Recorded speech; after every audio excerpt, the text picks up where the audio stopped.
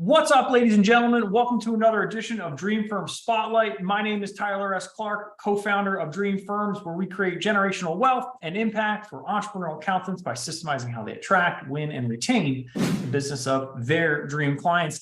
And to help you to do just that, let's talk about Facebook ads. Let's talk about some of the strategies that go into Facebook ads. I'll give you a bit of a to-do list on how to get your Facebook ads account set up if you choose to ignore some of my very prudent advice. And I'll also give you a much better alternative to using Facebook ads that is applicable for the vast majority of our audience. And Facebook ads is really only applicable for a very small percentage. And I'm going to explain what I mean in just a minute. So let's talk strategy very broadly. There are only two types of paid advertising strategies. And when I say advertising, I just want you to think you pay money to put your name, your face, your brand in front of a group of people. That's all advertising means. So a long time ago, there was only one type of advertising. And then another type of advertising platform came along, and it became so big that it is literally the second largest advertising share in the world when compared to countries. It literally has a bigger advertising share than a country like China. One company, and that company is Google. And so one of the strategies of the two is known as search-based advertising. And all that means is you're putting your brand, your face, your offer, your name in front of people who are actively searching for similar things to what you do. Okay, so that's one option.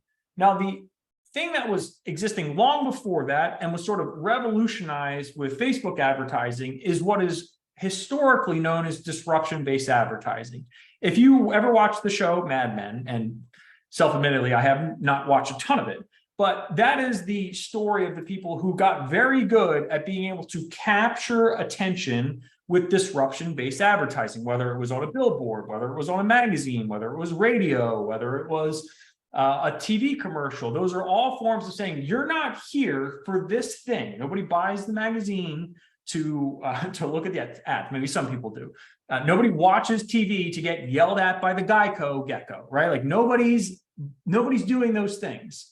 Those companies are paying for the right to disrupt your attention, to get you to pay attention to them. So hopefully you reference them at some point in the future, ideally in a positive way, unlike what I just did with Geico. Then Facebook came along, and Facebook basically built up a huge amassed database of people's likes, interests, demographics, background, geography. And they said, wow, this is incredibly powerful. Plus, it is one of the most used websites in the world. So not only do they have a ton of data at their disposal, they have a massive amount of attention being invested on their platform. And when you combine a really strong data set with a ton of attention, you get a blend for a really powerful advertising formula. That's the name of the game.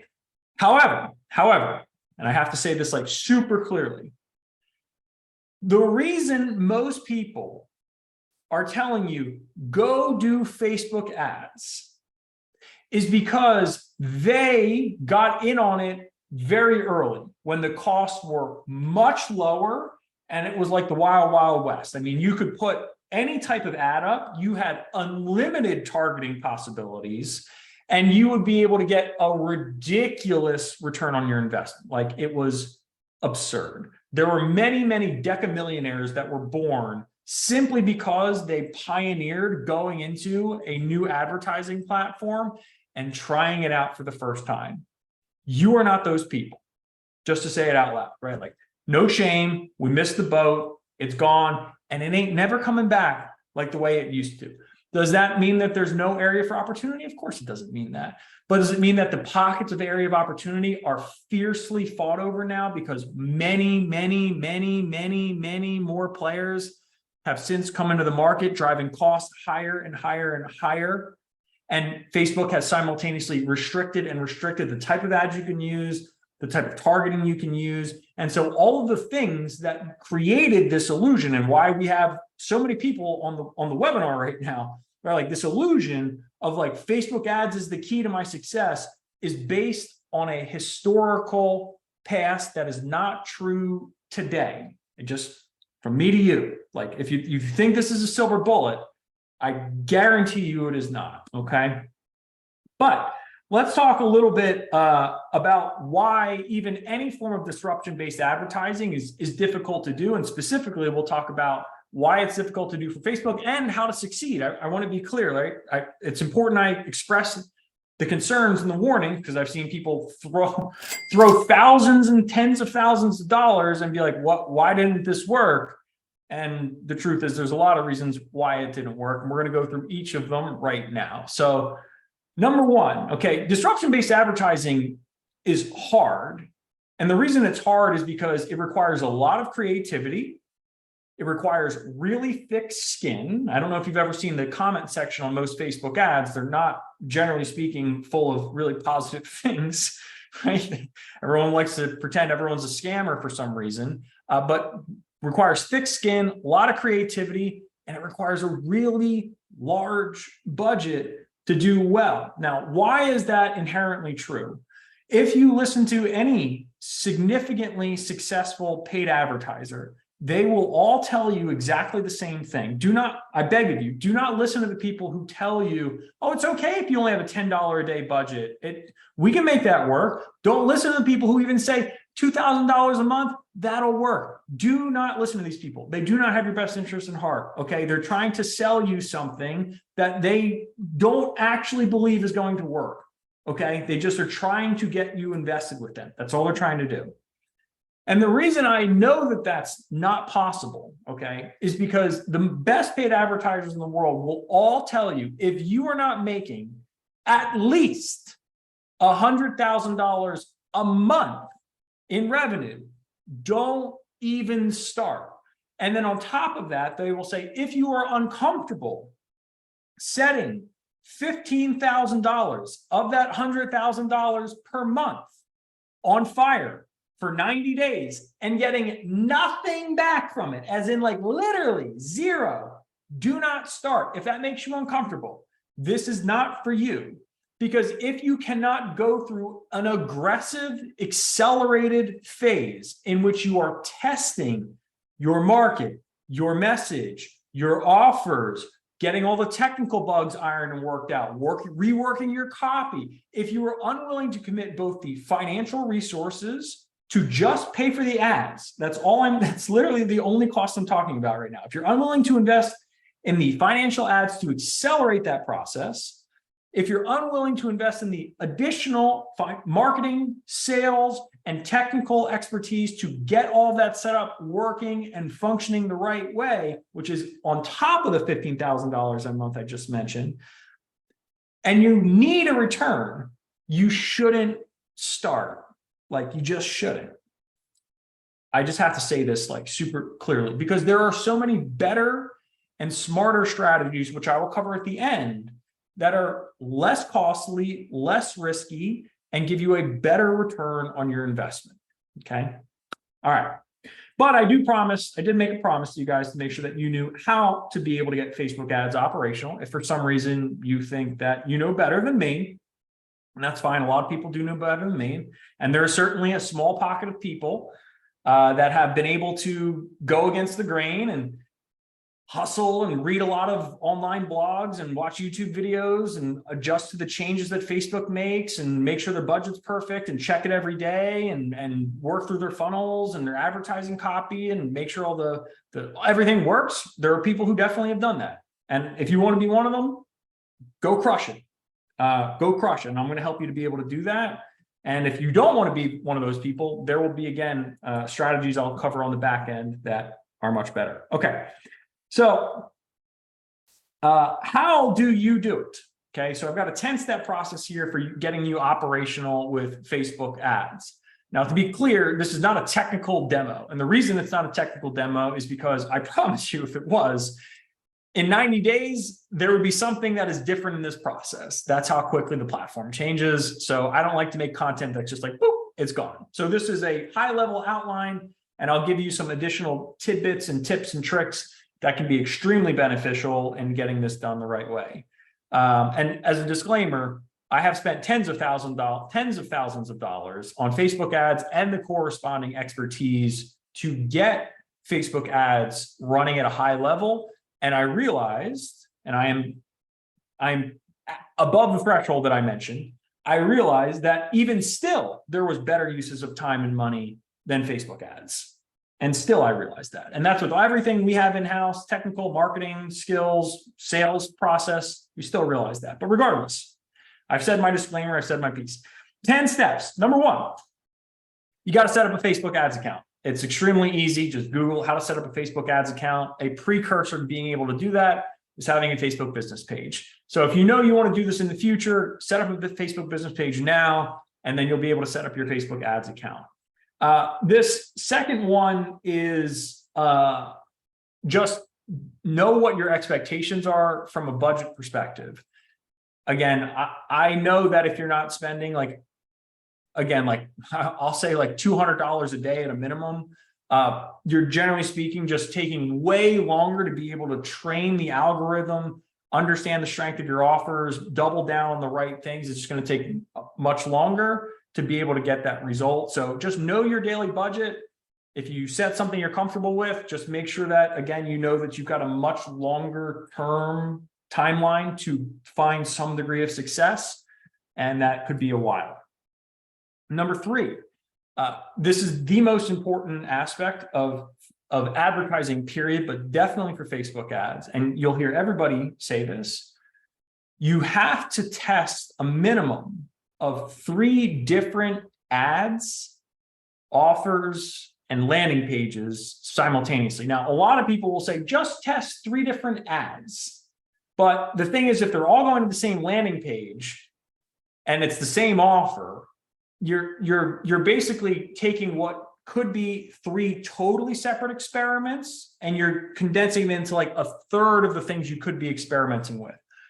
What you want to do is you want to have radically different advertising, offer, funnel, because that will allow you to see which is actually performing the best. And when you go, okay, this one is clearly doing better, and ideally you have 3 ads per offer, right? So like you've got 3 offers, 3 ads each. So you've got 9 total ads that funnel into 3 different funnels and 3 offers that are attached to each funnel. You can see why I'm going, this is pretty complicated, right? Like this is like the minimum to be able to be successful at this. So you get, so again, that's the third thing you do. And I'm going to add a little like bonus value tip here that I think a good portion of people are aware of, but for those that are not aware of it, there is a wonderful tool that Facebook put out. And I'm going to show it to you right now. And I think it had something to do with the controversy of like election interference. I don't say super update on political things, but that is definitely, where is that? Cool. This is what it is. It's Facebook Ads Library. And so in order to be a good advertiser or marketer, you typically just want to study what's already working. And then you want to mirror it, not copy it. You want to be like, I like the way this looks and runs. And so I'm going to model my stuff after it. And so if I'm in your position, right, I would just go, okay, well, I'm going to go for all ads. And then I can do accounting, right? So this is an interesting one. So individual runs Facebook ads. And I was curious to know, like, do they run ads for their accounting firm? Because I know they recommend ads for their consulting clients. And so maybe they do, but I haven't seen them do so. And, you know, we're big fans of like, drink your own champagne, take your own medicine. And so if you don't see someone, you know, doing what they recommend other people do, just some food for thought. That's all. But so you would go in here and you could type something just as simple as accounting, right? And then once you have accounting, you're going to be able to say, okay, well, what are the ads that are running for an accounting firm that's similar to mine? And when you look at that, you'll be able to say, right? Like cycle CPA, right? So this is for landscaping businesses. And so maybe I want to see their ad details, right? And be like, okay, how do they structure the ad? But one of the things that's really interesting about this is usually you can see when they started running the ad itself. And so what I like to look for is I like to look for ads that have been running for a long time. So for instance, this has only been running since today, right? Like they're brand new to running probably ads in general. And so before I would go like, I want to copy this ad, I'd go, well, maybe I really want to find ads that are significantly older and have been running for a while, because that usually means if they're running for at least like 30, 60, 90 days plus, they're having some degree of consistent success. And this is the other major downfall of Facebook in general, is that if you do find success, that success is extremely short-lived, because once the ad is served enough, you have to, like, it will fatigue. You will have to eventually shut it off, or it will just go higher and higher in costs with less and less results. So you've got to constantly be refreshing your creatives. And so you need a combination of either an in-house creative team, a great outsourced creative team, and you definitely need data analytics on a regular basis to make informed decisions on what ads to keep, what ads to shut off, what ads to refresh, when you need a brand new offer, a brand new set of creatives, extremely time intensive, but can be very profitable when you've got a good system for it. So again, that's just a little tip for you, is just take a look at what the advertising landscape looks like with Facebook ads library. And obviously, if someone's recommending Facebook ads, make sure that they themselves are running those ads as well. Number 5, and for their accounting firm. Number 5, set up your conversion event. So this is getting a little bit more technical, but Facebook will be able to give you a pixel, essentially. It's like a piece of code. And you put that code onto your landing page, onto your website, and you say, once this event triggers a payment, an email opt-in, when they hit this landing page, we want to be able to track the conversion event. And this is, again, where things get really weird, because if you talk to anyone who's done any sort of Facebook ads, they will tell you that the analytics that they get from Facebook do not match up with the analytics that you get from, let's say, ClickFunnels, or it doesn't matter, whatever the landing page or wherever you're driving the traffic. This will say you got 10 conversions, and you will have it set up perfectly right. And Facebook will say you have 13 conversions, or sometimes it'll say you have 8. And you're like, what is the difference? Like, what happened here? And everyone shrugs their arms like this and goes, just the way it is. I know that I'm aware that Facebook support has gotten a tiny bit better, but generally speaking, you're never going to hear from anyone from Facebook. And that also means, like, if you mess your budget up, and you're like, oh, I'm going to spend $100 a day, and you accidentally put $1,000 a day, and you forget to check it for like 5 days or 7 days, and all of a sudden your $7,000 gone on a really bad set of ads, you will never see that money again. That is never coming back to you. So again, there's some real risk. And I have had that happen to people, not my clients, but they've come to me and said, oh, this happened. How do we get our money back? I go, you can't. You can try, but you're better off just working to get more money right now. It's just tough. It's a very tough conversation. So again, set up your conversion event. That's number 5. Number 6 is you got to put the Facebook pixel into your funnel so that you can track the progress of where they end up on your funnels. This is optional, but highly recommended, is number 7 is set up ads for retargeting. And this is a more complicated process, but there are people who will land on your page, but do not convert, right? So this is very common. You've probably been retargeted many, many times, where you go to something you don't buy, and sometimes they send you an email and they go, hey, you forgot to check out. That's a form of retargeting. Sometimes you'll go to a website and you'll leave, and then it'll follow you around all the place, right? That's Google retargeting, that's search retargeting.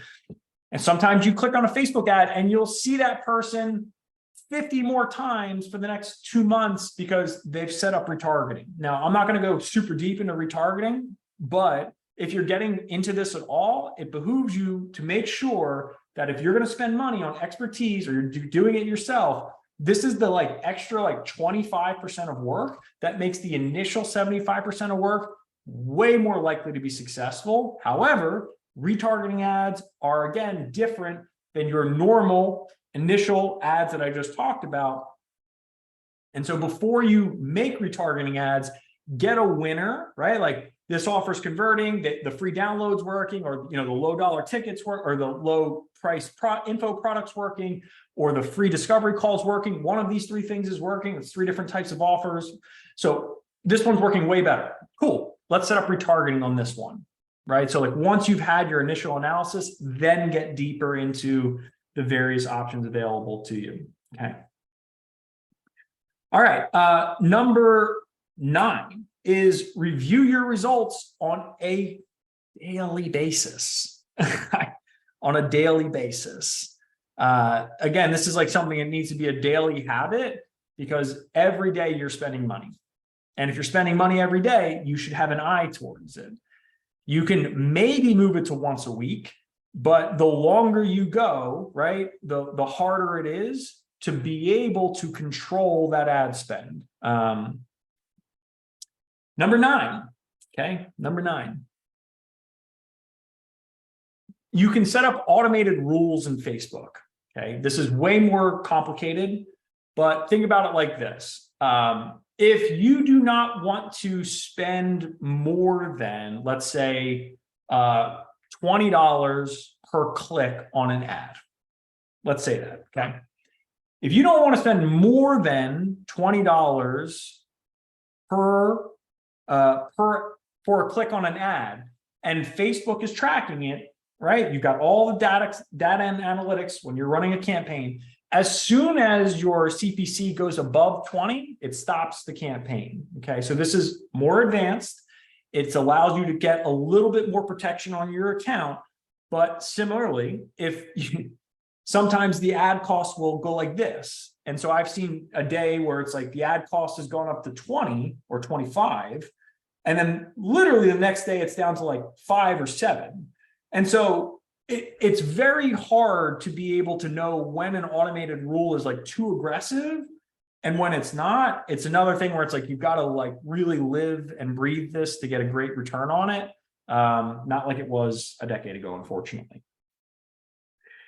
And the 10th and final point that I have here is you've got to build on the success of the winners. It's very hard to find winning ads, funnels, and offers. Very hard. But this is how you accelerate how you find a winner. If there's one really good thing about Facebook, it's like Facebook is the market. Facebook will literally be like, will just slap you down when it's like your copy sucks, your image sucks, your funnel sucks, your offer sucks. Ain't nobody buying it. Ain't nobody taking you up on it. It accelerates how quickly the market tells you whether what you have is good or not. That's the truth. And so when you find something that's good, like I said before, you build on it, but that's not enough. And so the 10th and final point is you've got to budget a minimum of 1 full creative day per month that you are engaged in Facebook advertising. Okay. That's the bare minimum. And when I say that's the bare minimum, I was doing like 3 days a month. And even with that level of outbound with that level of in-house creativity, very difficult, very difficult. Definitely possible. We did have some degrees of success, but the return compared to the effort and the money was not worth it. Me to you, okay? So what are the alternatives to using Facebook that are not based on what I would consider to be a risky, very time-consuming paid advertising strategy that is constantly in flux and changing and very hard to find qualified expertise in? So what do you do? Okay, so there are a lot of things you can do. We've got an abundance of options on this channel. But if we're talking about Facebook specifically, there is one thing that is significantly more powerful than everything else, okay? It's going to shock you. Have a Facebook group, go live in it once a week. invite people into it, make it a fun place to be. And what this does is when you teach people without asking for anything, right? It's just like, here you go. Like, I've seen people get burned by this. I know what to avoid. I know what to look out for. I know what the thresholds are for success. I know what you have to be able to put into to see something come from this that is even slightly meaningful. And you should be prepared for it. And if that helps you to avoid a bad investment, awesome. You're one step closer to your dream firm. Now, every time, it's funny, every single time I mention go live or make content, I lose like 20, 30% of the people on the webinar. So the people that are still listening to me, there's hope. There's a chance. When you do this type of activity, you get better at it. When you build reciprocity, you make your sales process easier. When you're willing to share your expertise, people recognize your expertise. Most accountants have a hard time selling because they've given the market nothing in advance. If you give the market a lot of things without asking for anything in return, they will come to you and want to work with you and pay you a premium price because your expertise is established and well known. If you've got the niche, you've got the group, you're driving people into it, your friend requesting them, sending them the occasional direct message, say hello, maybe book a call, explore services. These are all free. They take significantly less time than Facebook ads. They give you, I won't say the same level of targeting, but the truth is that it's pretty easy to target people on Facebook because everybody brags about who they are, right? Like, it's not hard to tell who the entrepreneurial accountants are. It's not hard to tell who the landscapers are. It's not hard to tell who the niche target market is because they're already in other groups. And so if you join the groups, you give value in those groups. You don't just like post spam blog content. When people ask questions, you respond to them. You provide meaningful, you guide conversations and discussions. You ask good questions. It's what group owners want. And then you have your own group and you optimize your profile to drive people into it. You turn your whole Facebook profile into a form of disruption-based advertising, right? They say, oh, who's this person? Right, well, bing, right, that's a disruption. It's like, oh, what is this? A comment from who? Oh, I did ask a question about that, that tax thing I had, or those accounting, or QuickBooks or Xero, or, oh, that is a good question. I've always wondered, should I use QBO or Xero? I don't really know, right? Oh, they provided some interesting insights. Who is this? They click through, they see what you do, you bring them into your world, and then you nurture them. That is way better. And here's the last point I'll say about this is, if you were to think about Facebook advertising as a high risk, high reward strategy, which is what I believe I've described, it's got a lot of risk, time and money. If you wanted to lower that risk as much as humanly possible, what would you do ahead of time? You would nurture your audience. You'd know exactly who your market is. You'd collect tons of market research, which you can do through a Facebook group. When people join your group, you get to ask them questions, meaningful questions, 3 questions about what they've got going on in their lives.